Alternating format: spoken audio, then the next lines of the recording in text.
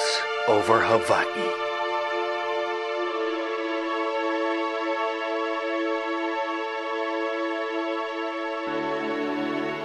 Now let's begin our journey on the Hamakua coast with spiritual leader Kamaka Vivi Ole. The UFOs have been coming to the islands of Hawaii for millions of years. And they came here originally.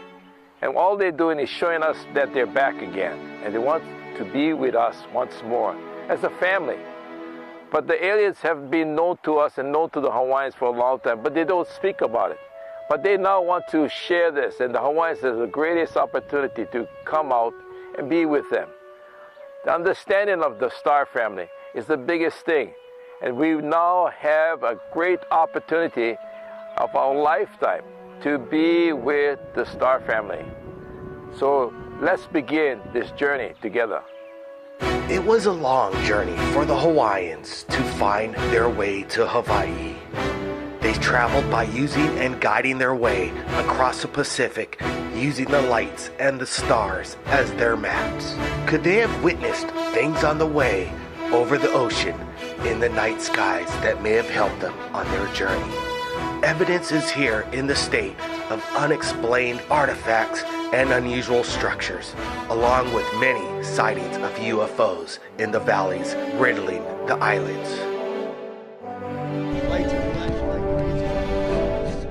Getting this on tape. The UFO that came out from the valley came out from the pyramid in the back. There's a pyramid-shaped portion of the valley that where the UFOs come from. They enter and exit through that portal.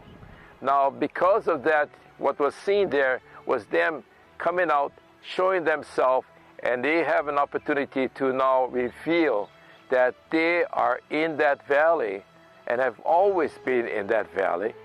And now the people can see them fly out, and it will be shown more and more each time.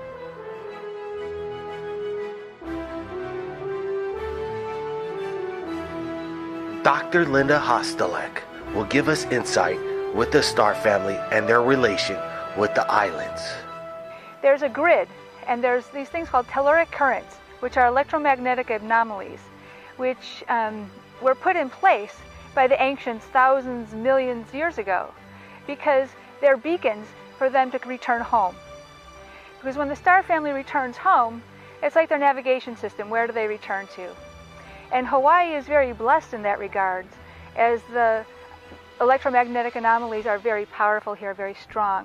Most people will come here, they will feel something, even if they don't normally feel things. For those that are sensitive, they're going to feel a lot. It's a great place of power and healing, and has been renowned throughout the universe for its healing properties. Could the Hawaiian Islands have special healing powers? And could beings from other worlds find this place irresistible? The largest valley on the Big Island of Hawaii has the mana, the power. Could this place be a magnet for UFOs? Waipio Valley, the Valley of the Kings. Well, first of all, the valley is holy. It's an absolutely sacred site, and people have been doing ceremony there for eons. The footage that I saw represented an observer ship, one that kind of checks in on things and makes sure that things are the way that they should be. In addition, my feeling is that it's from Sirius. Okay, it's a Syrian ship, and there's different observer ships that are stationed throughout the entire globe here to check in and make sure that things are still pristine, that the ceremonies are still being done, that the ancestors who have passed down the traditions, that they're keeping those traditions so that the energy remains high. Because when the energy is high, then the vibration is high. And again, it's like a roadmap so they know how and where to return to.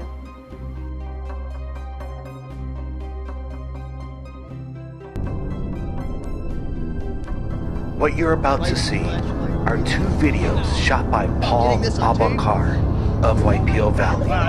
There he is! See it? Right there! Oh my god!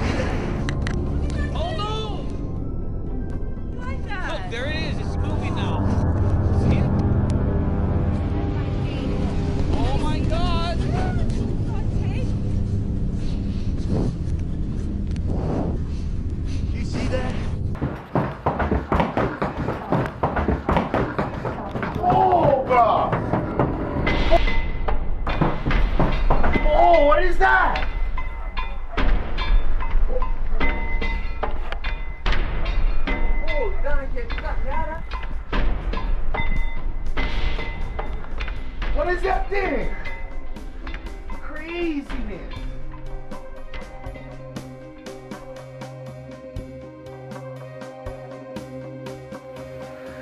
a simple man who lives in a plantation home with curiosity of what goes on over his home, known as Kukahaili, the dancing lights. Paul Abakar will explain some of the most amazing encounters he's had. I was born and raised here on the Big Island, lived here my whole life. This is on family property. You know, we live in Kukahaili pretty much forever. We had this house. Traveling light, they say, is the night marchers protecting the land. You know, the spirits of the Hawaiians, basically, you know, protecting the Aina. Could the military and CIA Black Ops be experimenting with aerial drones over the Hawaiian Islands? That day was in the kitchen just hanging out, and my cousin Johnny was outside screaming. Like, bro, come out here. I don't know what he was yelling about. So we came flying out, and then Johnny was like, bro, it's one UFO. Like, oh, bro. Oh, what is that? It was up in the sky, it was metallic, it was just sitting there. You know, it was kind of windy that day. We didn't know what that was. Just by chance, I got to catch it on video. It was pretty amazing. Paul is a local boy, but Paul comes from a very long ancestral connection to the Star family. His knowledge about this here is that his family has come to see him. And this is why they showed up only to Paul. And he has the greatest opportunity to share this out, that his family has this type of technology. And this is why he is now going to be on a journey, knowing that this is what he saw. And what was happening there is that the spinning UFO that was seen there was a UFO that was used for observation purposes. They come in and they check out the area of all of the places that needs to be kept intact, because some of these places have not been kept intact and have to be taken care of.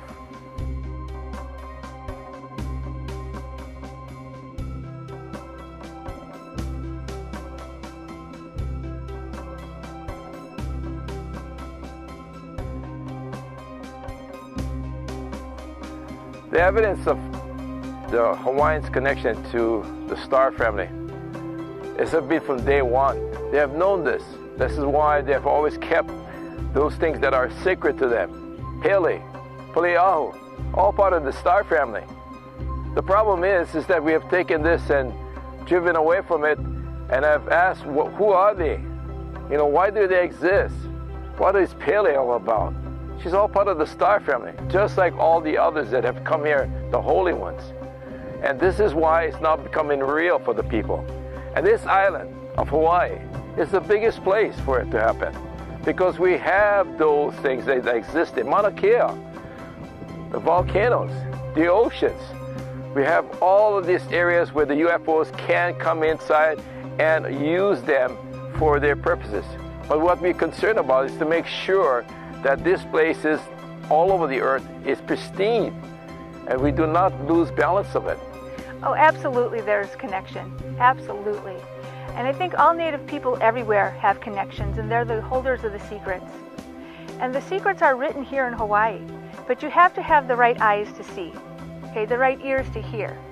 Because if you have that sense of spirit and you can open up and listen, you can see the signs everywhere. You can see the guardian faces in the mountains.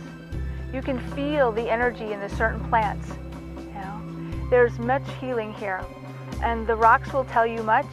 Pele, I mean, the fire goddess of Hawaii, the creative goddess of Hawaii. There's evidence everywhere of her. You know, it's the only place in the entire world that new earth is being created on a daily basis. You know, that's pretty special. Craziness!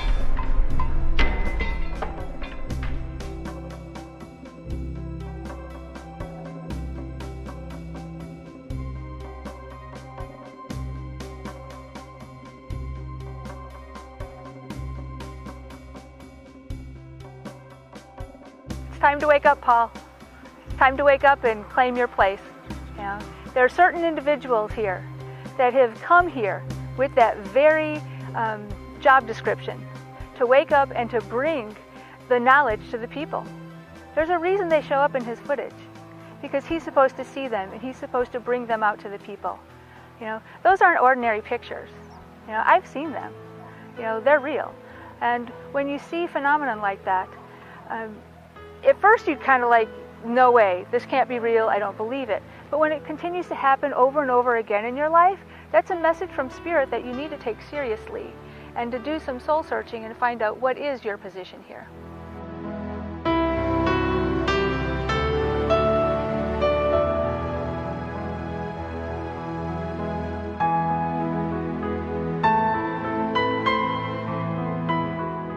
Pearl Harbor is like an island away. You know, it could have been a military drone. They do testing on the slopes of Mauna Kea all the time. There's military bombings up there going nuts. People bring their people up there just to hear the bombs, you know. It's like, who knows what that could have been? That could have been totally military.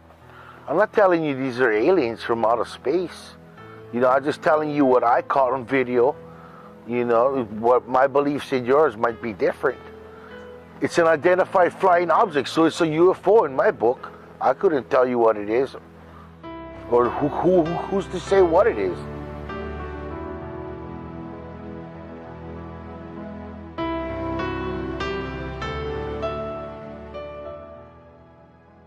Yeah, some people tell me it's all fake, CGI.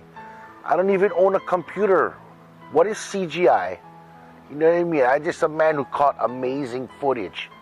I don't own a computer, not even a smartphone. You kidding me?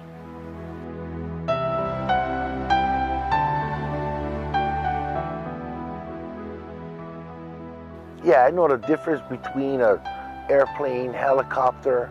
You know, there's no aircraft I've ever seen, ever. So I caught them on video. You know, you make your own decisions. Whether they be UFOs, one thing's going on for sure. The military's very active in the state of Hawaii.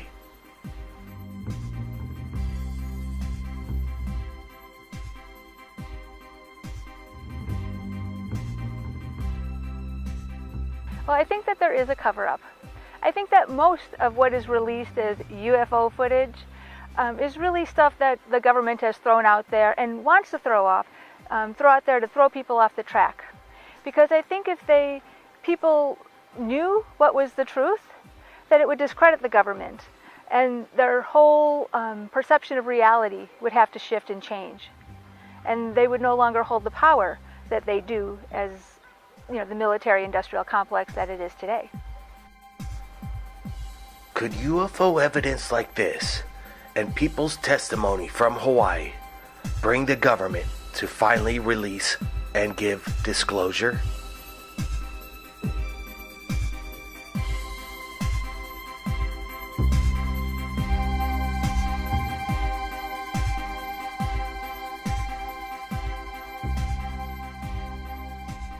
The red herring is like when there's a whole bunch of things thrown out there. Maybe there's 20 things thrown out, but only one is real. The other ones are designed to either prove it to be fake, so that you don't believe the one that is real, or are designed to confuse and manipulate and control.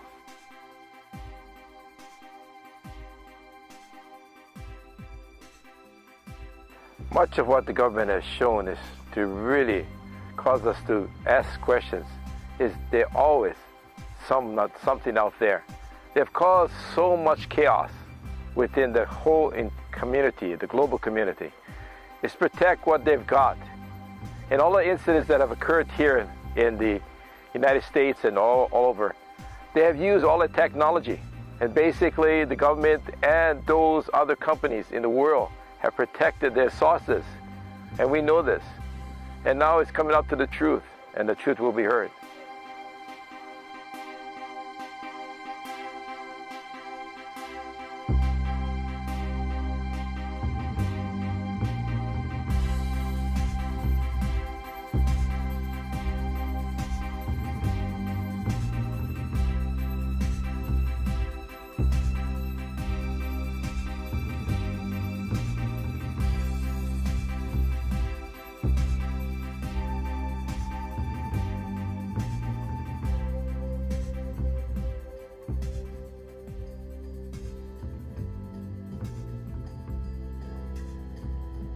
Yeah, so that day I had my video camera and I was in my kitchen. Yeah, my cousin Johnny was just screaming, saying, "Oh, come out!" I was like, so he came over here, and then right there, you can see him in the background.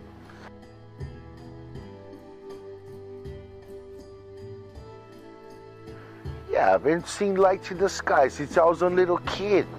You know, maybe we're out here isolated, out in the middle of the ocean. Yeah, we went out there. It looked metallic, shiny. You know, it was a real windy day, I remember. It was big. It was like 15, 20 feet, like the size of my truck. It was huge. It was just sitting there for like 15, 20 minutes.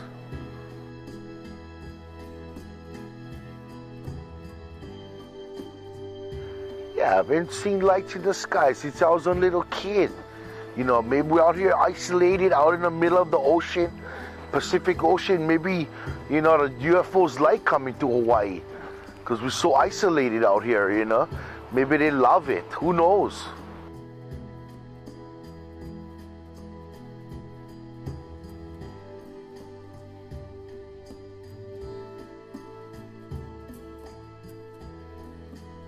So I'll come out every night.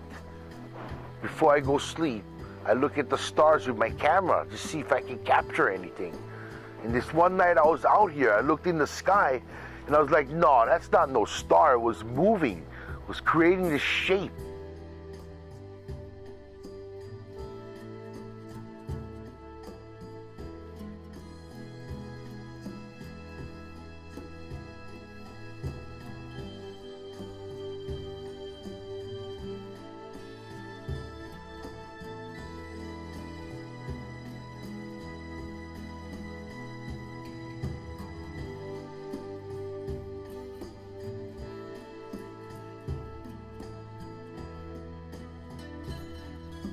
I looked up and I said, it looked like a bright cross. So I was like, no, that's not no star, no satellite. It doesn't move like that and make like a shape in the sky. So I just kept filming.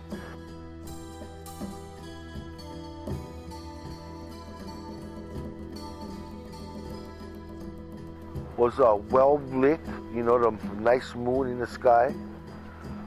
There's no other stars in the sky, so except this bright orb looking light shaped like a cross.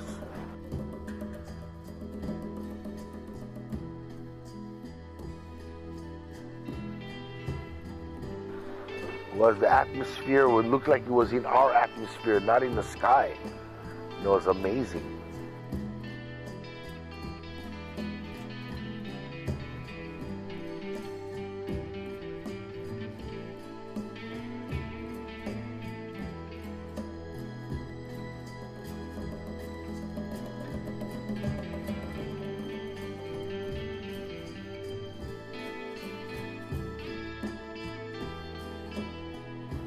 I live 4 miles away from a special place, Waipio, Valley of the Kings, a very sacred place, sacred burial grounds. You know, Waipio is special to the Hawaiians. Well, I just go continue to keep my eyes in the sky. I'll always have my camera out, and hopefully one day I'll have the answers to what's going on in the skies over Hawaii. Orlando Smith, a musician, captures something amazing over the Hamakua coast. A military C-17 transport tracked by an unknown object.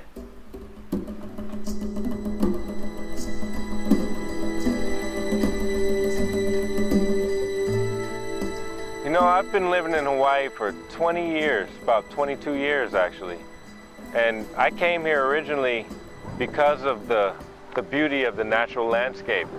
There's a lot of people, I have a lot of friends that have told me countless stories about things that they've seen, experiences and stuff. And, you know, I never really, I can't say that I believe or disbelieve. I have never really seen anything like this that has really been so unidentifiable. Just, I don't know what the heck is going on there.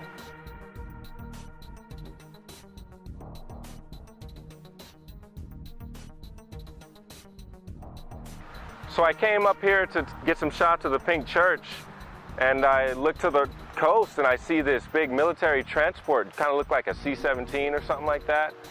A huge jet. I get some shots of the jet. I start videoing the jet, you know, just out of curiosity or something.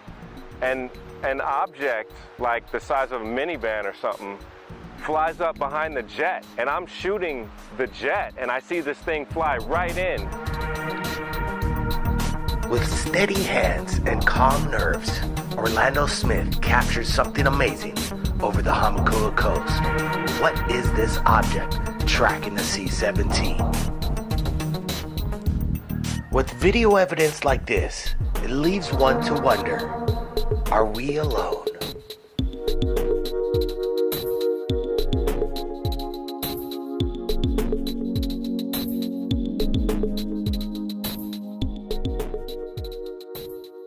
If you want to really know what the truth is, there's a lot of things that have been declassified now. And so you can write and you can find them out. And ask questions. And don't just take the pat answers as truth. You know, seek them out.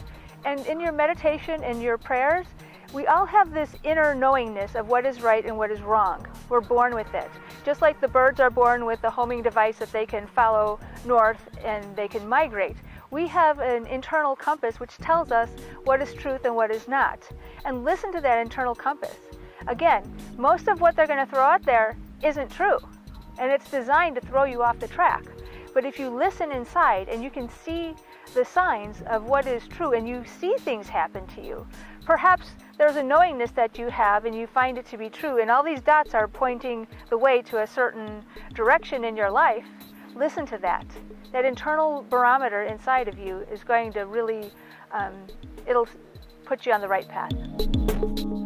Orlando explains on how he was on the right path, capturing his UFO. So I kept filming the jet and the object as I was following it across the horizon, and as I zoomed in, I was like trying to figure out, what is this object? I couldn't explain what it was. How could something have flown right up to the jet and then be like almost attached to the jet, like it was gonna dock to the jet or something like that? I was like, is this some kind of crazy maneuver where something is approaching the military transport and gonna dock like in the movies or something like that? I was like, what is this thing? So then as I zoomed in, I'm thinking maybe it was a parachute or something that got tangled up, and then somehow they were gonna bring it in, because it was approaching the thing from the back. It wasn't like going away from the vehicle.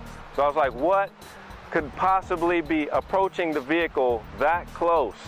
And then so when I started zooming in, you could see there's no parachute, there's no cables, there's no nothing. All you see is a big metallic object like the size of a minivan. The crazy thing is the shot's only 26 seconds. And it seemed like I was shooting forever as I was following the thing across the horizon. And I still don't know what that other vehicle was, but I knew when I was getting this shot that this is some crazy thing happening here, some military related.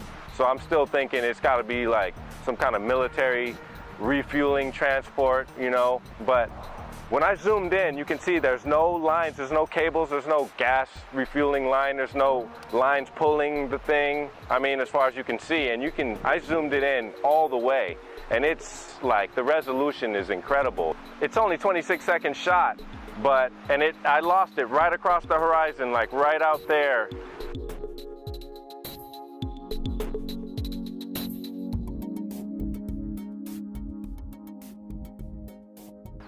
It was a beautiful day that day too, unlike today, which is totally overcast, but that day it was a spectacular day, perfect day in paradise.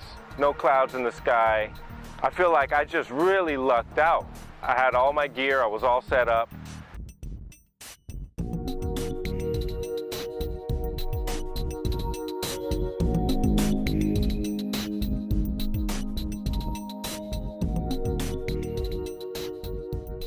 The reason why the ships come to Hawaii is one of the things is that they remove some of the sacred waters that are here. Lots of the planets do not have water. And so they take the water and take it to their sites. in other planets or galaxies. And this is one of the reasons that it's so important that we keep this Earth in balance, and it has to be cared for. It is that sacred. There are a lot of military reservations on the Big Island, right on top of Mauna Kea, Puakaloa training area. And you know, there's a high concentration of military activity on the island that may be a factor. I never leave home without my camera after this event. I mean, I'm always looking now because I'm starting to think that a lot of these crazy stories that I've heard from friends around here, there may be some truth to some of them. It is no secret that the military government and the U.S. have weapons and technology they want to keep secret. Will truth ever be revealed in regards to UFOs? The U.S. government is still going to hold up to what they have. And it's not necessary for us to go out and ask the government. It is necessary for us as a people living on this earth. We are in control of what we see and what we believe. If we believe that this is happening, and it is happening, well, this is occurring, and the people got to now see the presence of their star family. It's all going to happen. A lot of the people are going to see the technology and receive it. And they're going to use it to better mankind, to balance this earth, and to do the different things that's necessary to make the changes and the shift towards balance.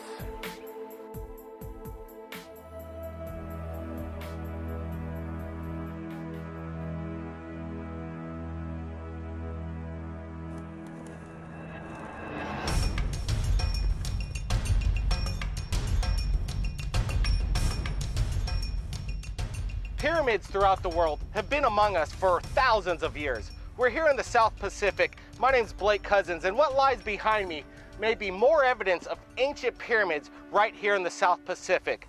This is a massive structure.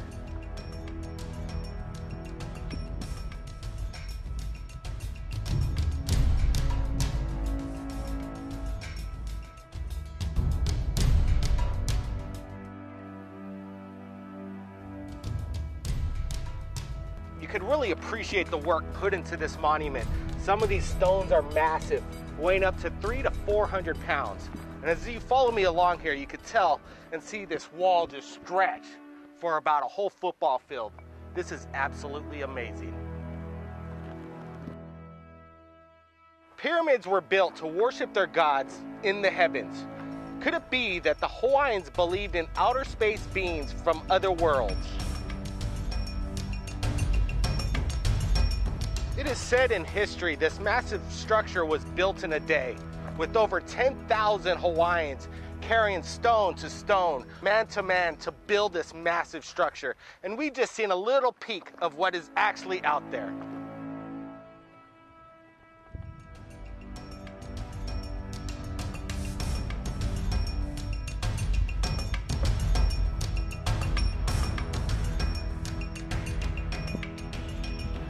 We're here now at the base of the pyramid, from the top to the bottom, and just look at the mass and length of the work that was put into this massive structure here.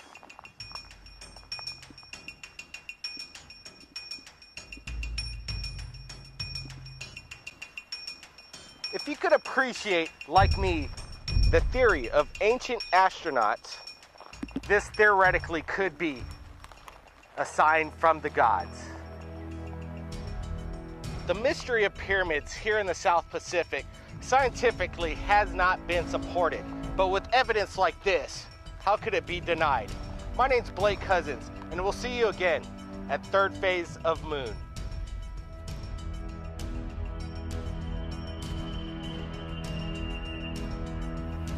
In the small, quaint town of Honoka'a on the Hamakua coast lives Dr. Ton Keeney, also owner of the Honoka'a People's Theater. He explains an extraordinary sighting he had on the island of Maui. I am Dr. Ton Keeney. I am a physician in Honoka'a on the Big Island of Hawaii. I've been in practice in Honoka'a for 35 years. Well, it was certainly my only UFO encounter that I'm aware of, at least. And in order to do that, I'll have to, I think, give you some preface. I've actually told this story a few times over the intervening 35 years because the events I'm going to tell you about occurred 35 years ago. And but I think, some of the preface is important to actually understanding, why I have attached the significance I have to what I saw. So this was in 1976, I suppose late summer. I had just finished residency in Queens Hospital in Honolulu, and I had 6 months of time before I would eventually take a job here in Hamakua as physician at the Hamakua Health Center. And I was just traveling around the island. I spent quite a bit of time in Maui. I had a little MG over there but I didn't have a house to stay in, so I was just traveling around. My routine was to go up to the summit of Haleakala and hike down into the crater, and or maybe hike down one side or the other, and back and forth. I just would go down and then go back up again and do it all again. So I think you have to understand how quiet it is in the crater, because I think that's part of the story here. I remember sitting on a rock at the top of Sliding Sands Trail, which is the trail down into Haleakala, and watching a lone hiker hike down the trail and listening to the crunch of his footsteps as he was descending. After some time, I noticed that the crunch of those footsteps, although receding, I was still able to hear them when the foot changed to the other foot, and then the crunch changed back again to the same foot that he had started with. Now, I'm not sure I can compute it accurately, but I think that probably means I was hearing this gentleman's footsteps, and he was probably about half mile away, maybe a quarter of a mile at least. So, very quiet environment. I also remember once hearing the beating of wings, and then looking around to see a bird flying pretty far off in the distance. That's something that I had never experienced before. All of these are just little stories to I think demonstrate just how quiet it is in the crater, and the importance of that is that I was staying in the crater one evening. There are cabins there. Sometimes I would be lucky enough to get into a cabin, but most of the time I would just sleep outside with a tent or sleeping bag. And I had climbed the wall of the crater just a ways above Holua Cabin, and so I was probably 100 feet off the ground, maybe 200 feet off the higher than the surface of the crater, and then I stayed there for a while. In fact, after sunset. It's so beautiful. And some scenes are just hard to leave.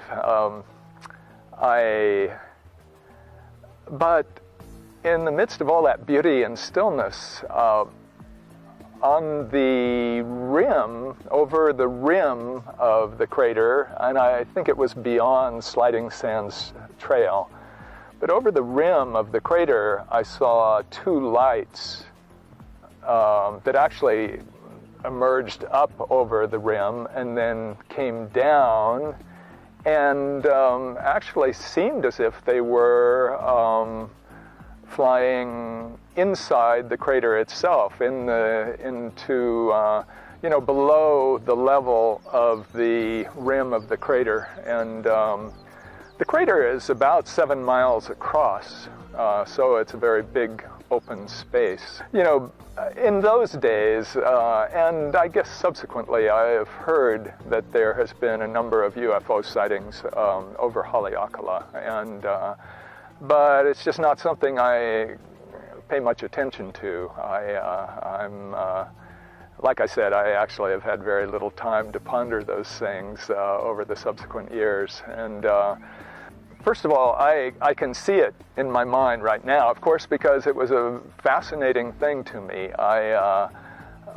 Basically, it looked like two headlights. And again, they rose above the rim of the crater. And I would have guessed, I haven't actually ever thought about it, but I would have imagined something like 300, 400, 500 yards above the rim of the crater. And then they came down into, within the rim. And those two headlights, again, that would be the best I could say. I couldn't see a body that was holding these two lights together, but I'm sure there must have been, because they were in perfect unison, and they went across the crater. Again, it's about 7 miles across, and they disappeared into a cloud bank that was coming up out of Kaupo Gap. Kaupo Gap is kind of where, you know, millions of years ago, lava poured out of the crater into down the, I believe, Kipahulu side of Maui. And the one thing that was most interesting about that is that through all of and the reason I told you about the bird flapping its wings and about following the hiker down the trail, is that there was no sound whatsoever, you know, as these lights flew across and down into the crater and across the crater. And that was the thing that most impressed me, you know, and kept me wondering for all of these years, occasionally, well, what was that?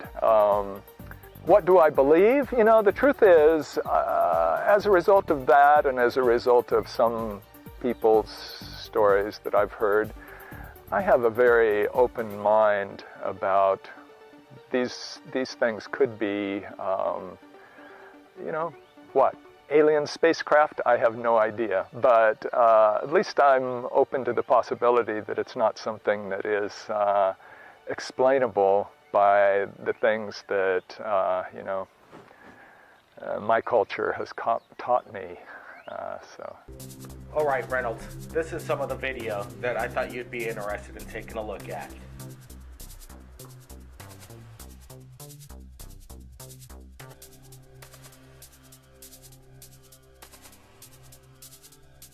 This was shot over the Pacific, and what it shows is some kind of structure in the clouds.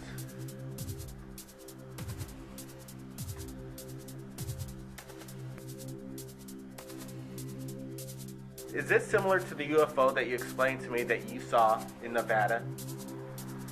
Yes, and these are the type of UFOs that are what they call chatna. This is a chatna type of UFO.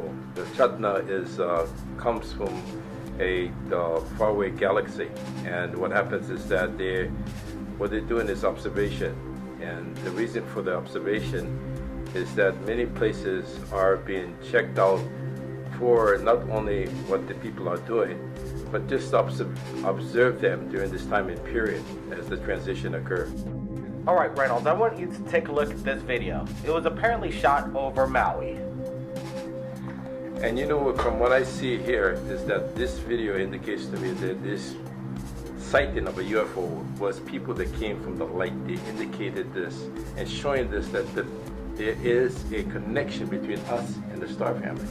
You know, people talk about the Galactic Federation of Lights. Is this what they're referring to? That is what they are referring to, because Maui is a very strategic area for UFOs and entering and exit. People speak of interdimensional beings as well. Is there kind of a correlation between the two? Yes, because of the fact that we are together We are the beings. We are here already. We don't have to wait for no one else. This is the fact that we are the ones that have been waiting for each other. And now we're coming together. And this intergalactic beings is us. We're here already. Hey Reynolds, there's one more video I want you to take a look at. Sure.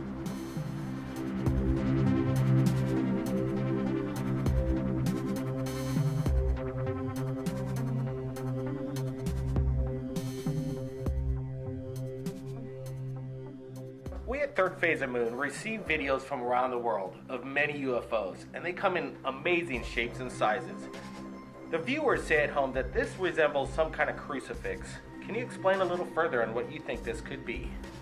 This is a type of ship they call a Hanna, which is the ship that takes in water. They travel throughout the places to receive the sacred waters. So you see 4 of it, and it moves in different directions to receive water from falls, ocean, sides, whatever. Humiliation and being basically made a disgrace to anyone that knows you or your family. Now, remember, let me ask you this: was there you signed contracts when you joined the military, and some of them are non-disclosure classification? I had a top secret clearance. And how long does that last? When can you start going public, naming names, start putting the names down? When can you go? You know what? Whenever your conscience allows you to. If you're bound by contracts, no one's going to know anything. It's supposed to be 20 years. So it's well after the 20-year this incident. So when we come back up to LA, let's get some names on location. You know, that's still I think we're pretty close to disclosure, Blake. But I also know that some people take it real personal, and they have the ability to. It's funny because I've gotten in trouble with law that I never should have, and it always seems like the worst case scenario happens, even though there's very little evidence or fact or reality in what they've said were my actions, and you get to wonder, wow, there must be some notes on the book that are saying this guy did this and this. Screw him. He has no loyalty, or he's a threat. It used to be gnarlier than it is now. But one of the things I heard that you brought up on your last show last Friday was that you were asking a guy whose uncle, who said he was younger than him, what's the period of disclosure? And he said he was now 47 and he retired when he was 40, but it's a 20-year disclosure. And that kind of also prompted me to say, you know what? Screw him. Just screw him. I got to tell the truth. Anyone that's listening, though, Blake, they really need to know something. They're listening. Let me tell you this, though. If you think I'm doing this for attention, you're freaking crazy. You're lying to yourself. It is not a comfortable thing to talk about, and I could give a god rat's butt about what people think. You know, stand by. We're in the middle of the broadcast. We got about 30 minutes left. I want to get some callers. Maybe they have some questions in regards to this matter, and maybe we could collaborate some evidence from some other information and take some reports from around the world. Everybody stand by. Third Phase of Moon. We'll be right back.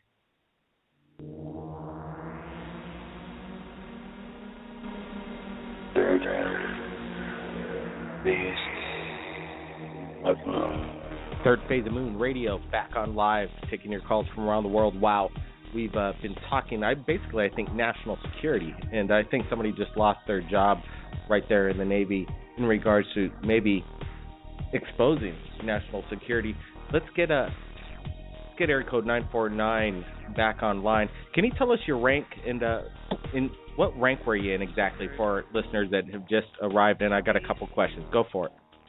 Sure. I was a nuclear power electronic technician seaman at that with E3. All right. You know, I brought up national security. We're going to be getting to callers. They're lining up. I appreciate everybody holding on, but I wanted to ask this question. Did you feel like Earth was in jeopardy when you saw whatever this craft was, or did you feel like this was something Absolutely. good? That's why I said it. That's why I said it.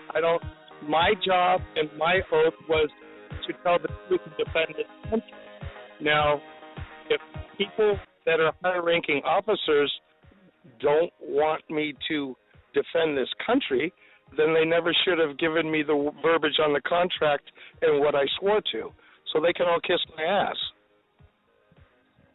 Absolutely. I think well said. You know, it's about time people stand up for your rights. I know there's a lot of people in the military that have seen lots of things inside. They just got to, unite. Everybody has to unite in this world and get this disclosure out of the way that we're not alone. It sounds like what you experienced over there is quite amazing.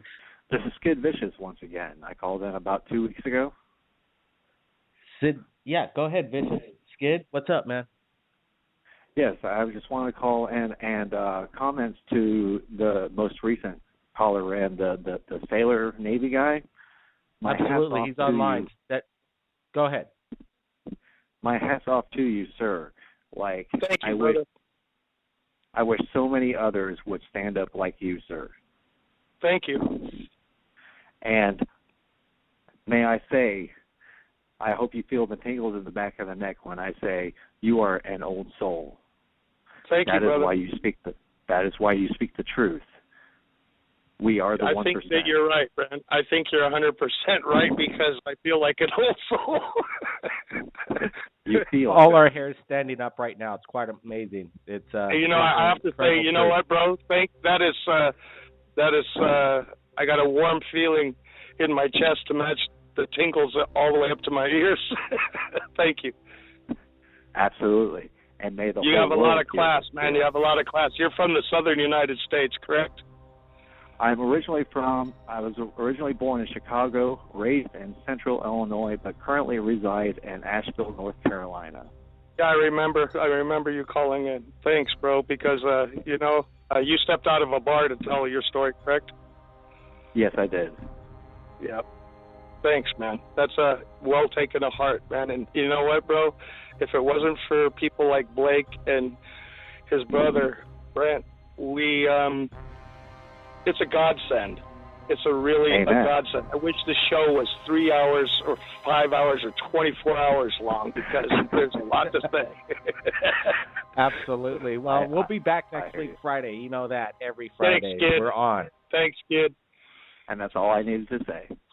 No, but you know what, Skid? Man, you're the man. You're the man. Thank you very much for the love and the support and the big huevos. Thank you.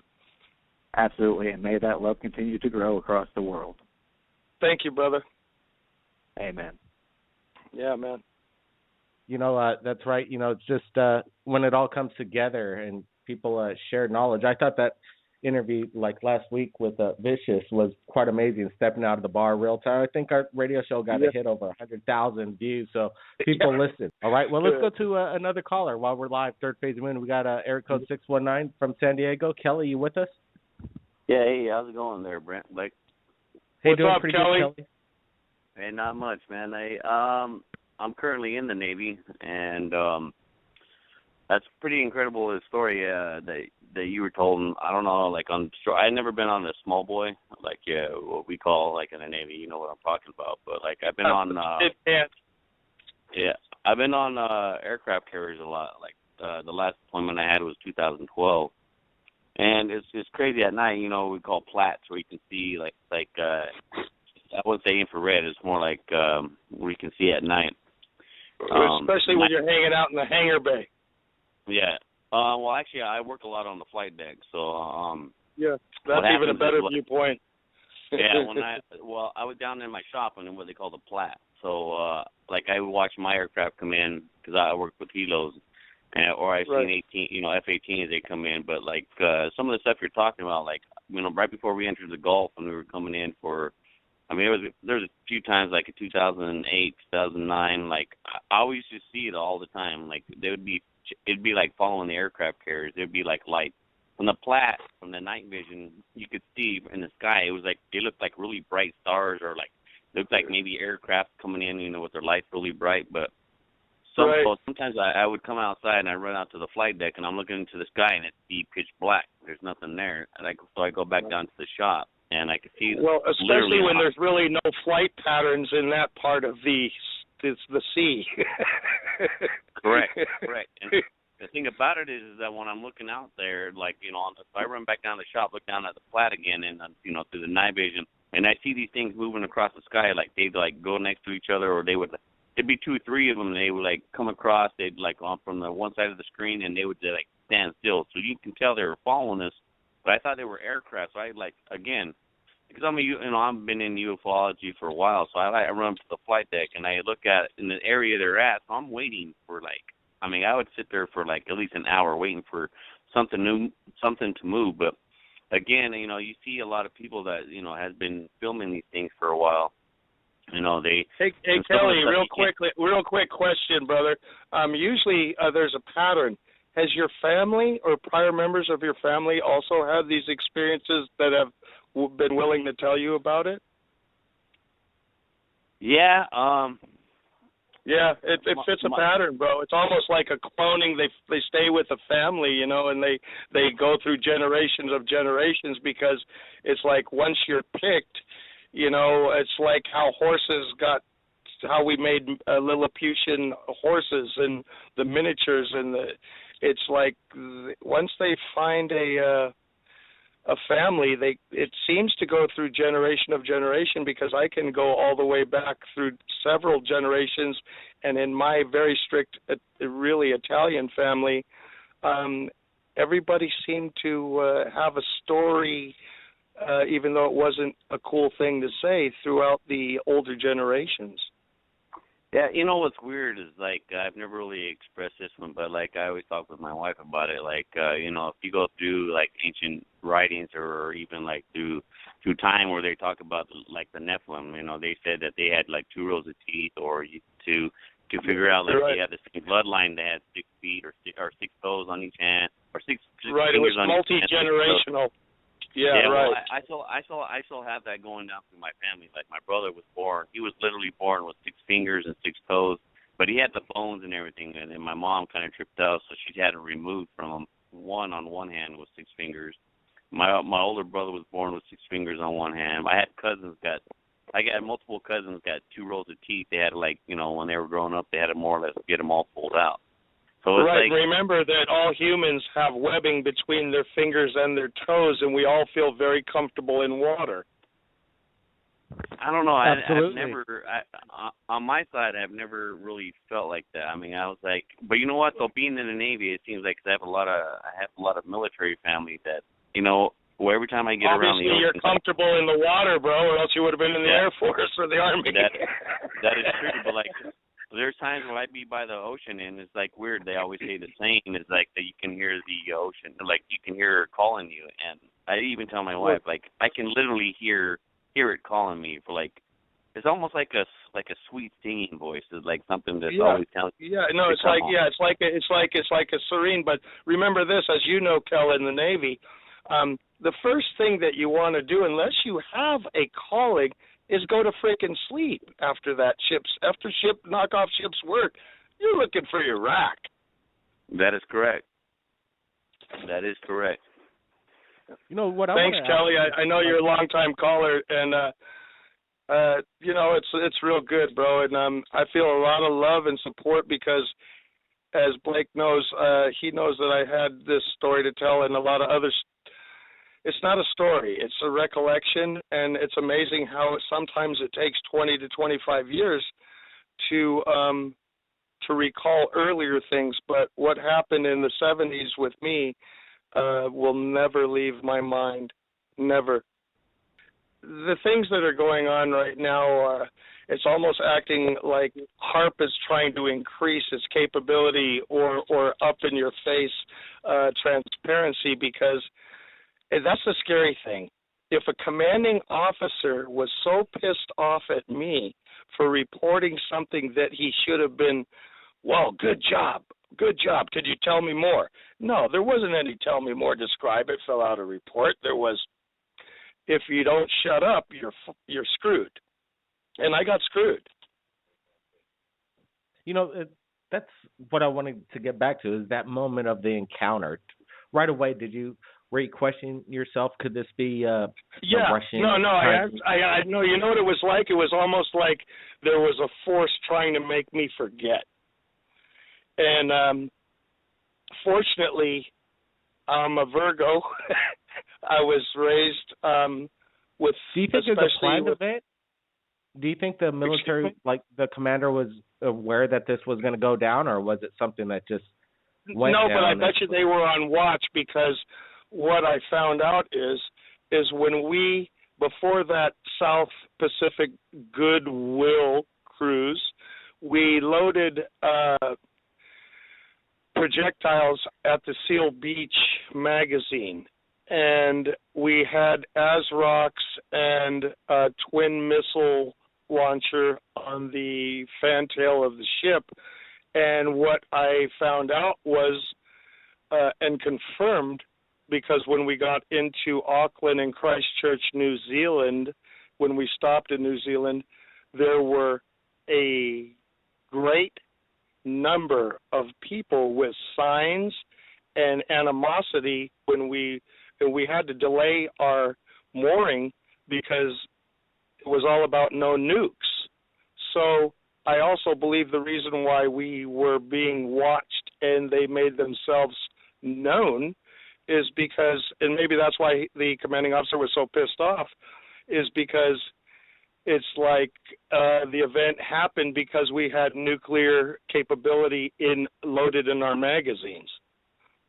And it's real funny because right before we got into port, from a very calm ocean, it went to, I promise you, over 100-foot rogue swells and waves that we lost all of our capabilities in our secondary stack, which has a 2 Alpha and Bravo boiler, because we weren't Spruance class, which are engine turbines, but we actually ran on heating up a boiler, which consists of water and heat to produce the power for the ship.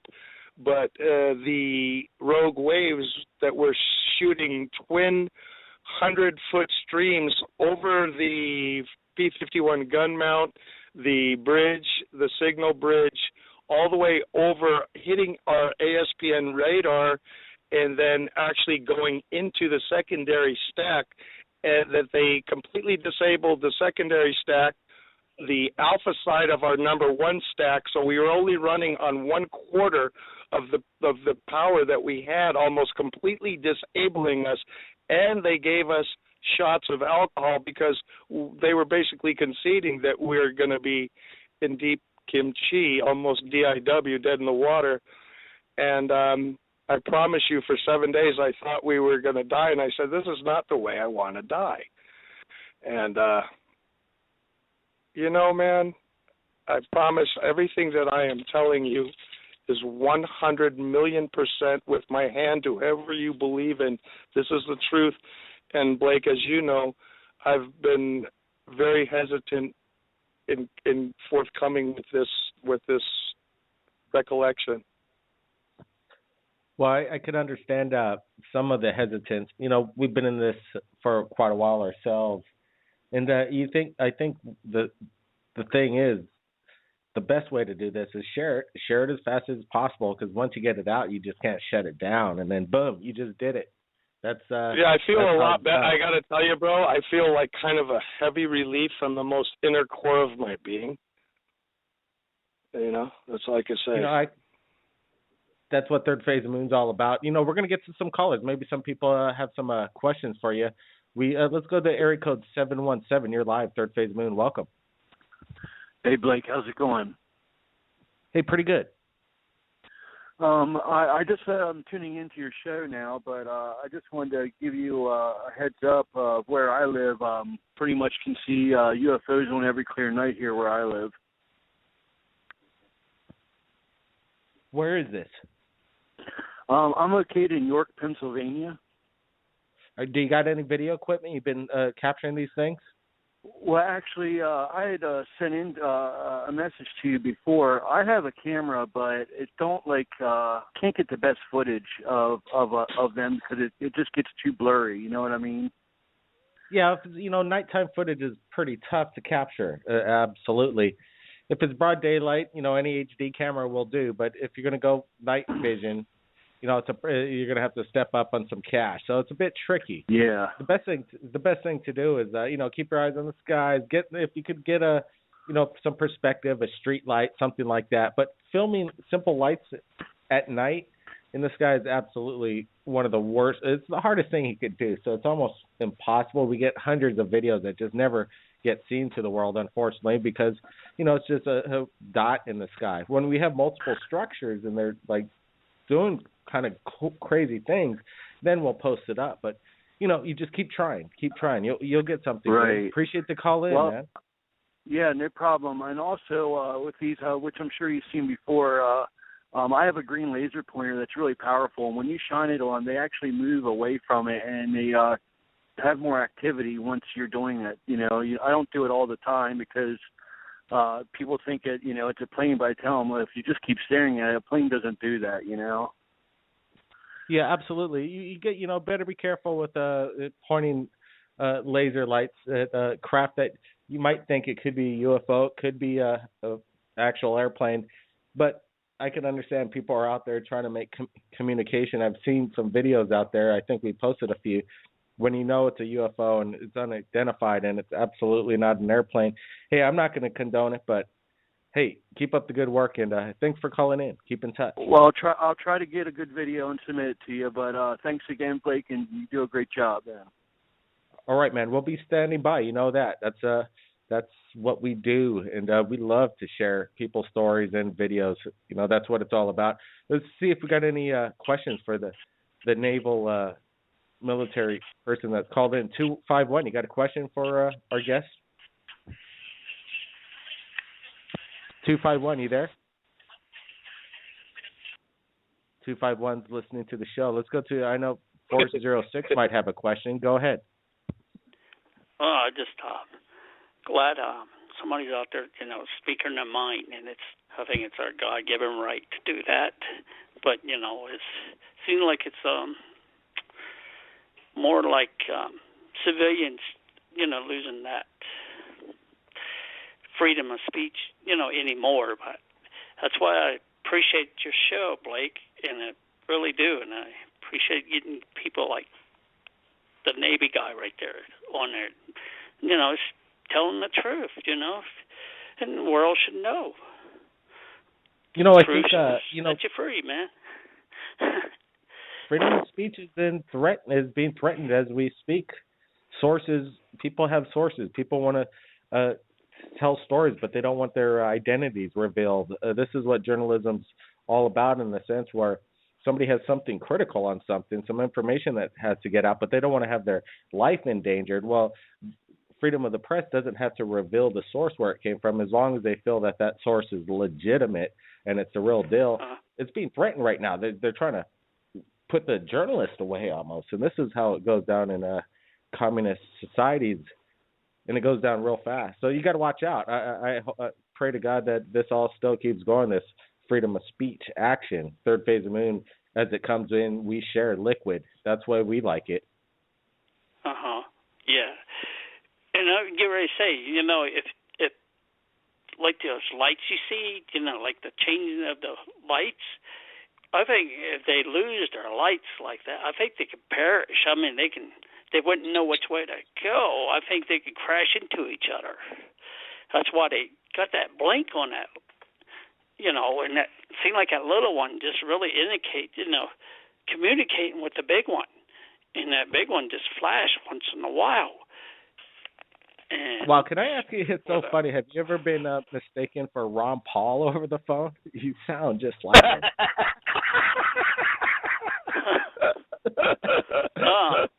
No. Leave it to Blake. Good one, Blake. Good one. Well, it's surreal, but hey, you know what? Amazing show, amazing, just information that's come in. The world's going to wake up when we post this on Third Phase of the Moon. I can't wait for you to all watch what we do to get this video and share it to the world.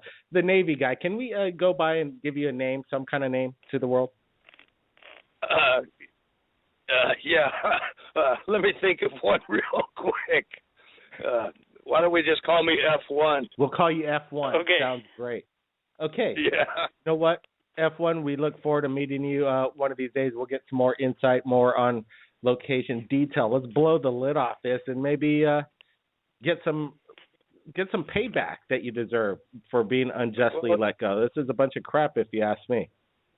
Yeah, I kind of feel like this is payback, because anyone that's listening, I feel like I'm believable because it's the truth, and I'm not too. I don't beat around the bush. I'm very blunt, and I can promise you to anyone that's listening, this is real. I'm not a liar.